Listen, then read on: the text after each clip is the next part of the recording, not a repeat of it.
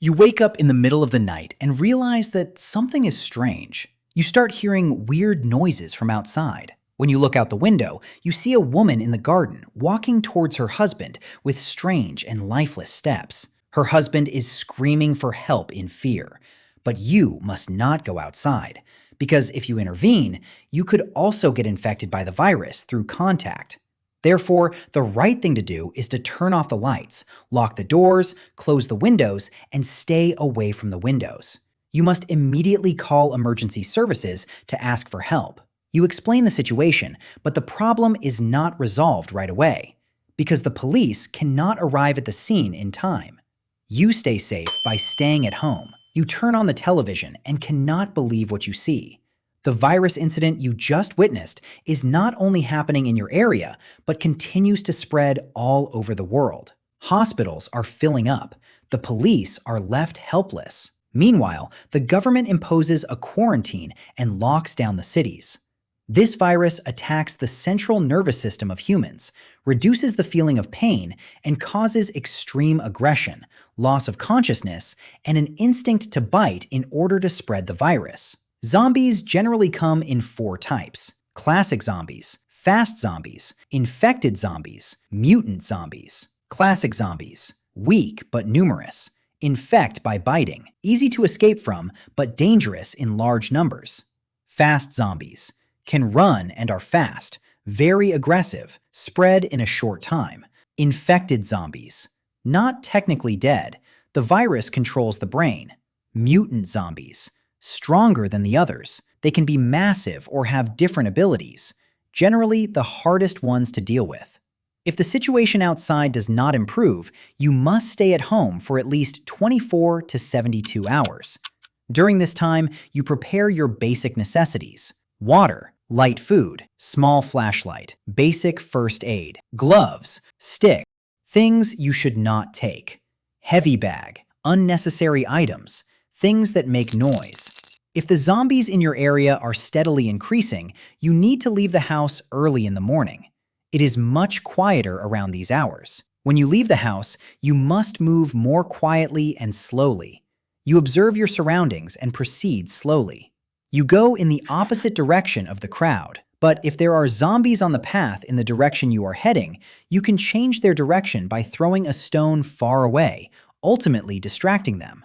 If you see on your way that your friend has been infected and turned into a zombie, you must not act emotionally and you must not approach. The right thing to do to survive is to get away from there. Generally, moving through narrow streets is safer than moving through open areas. If a zombie notices you while you are walking through a narrow street, what you need to do is keep your distance.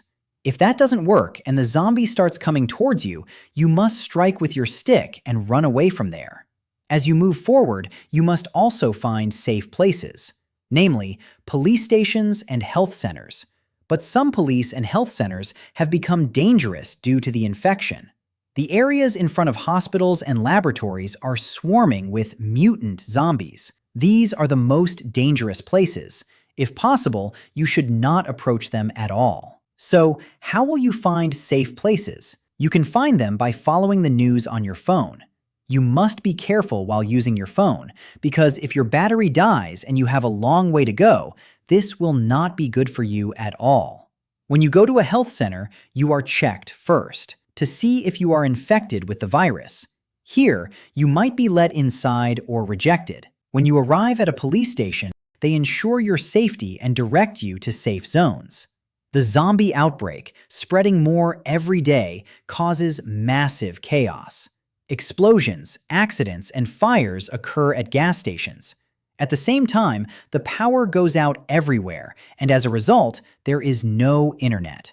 Travel stops. Roads are closed. The economy collapses. Markets become empty. The value of money falls, and banks cannot operate. To counter all this chaos, the military steps in. You can also join them as a volunteer. If the crisis escalates too much, you will be mandatorily drafted.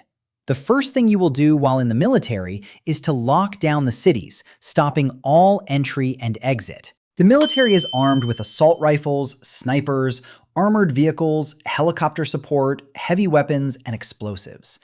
You were divided into small squads. Each squad has one sniper and 1 to 2 armored vehicles. While clearing the area, you must advance towards the center. During the operation, different tactics are used, depending on the different zombie types. When it is a classic zombie, normal gunfire is enough. For fast zombies, more intense fire is needed. As for infected zombies, intense fire is applied while maintaining caution and keeping your distance. For mutant zombies, they are engaged using heavy weapons and armored vehicles. If someone in the squad gets infected with the virus during the operation, they separate them from the team and, if necessary, neutralize them immediately.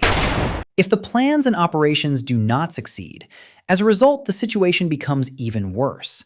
The growing disaster can only be stopped by destroying the city with a large explosion.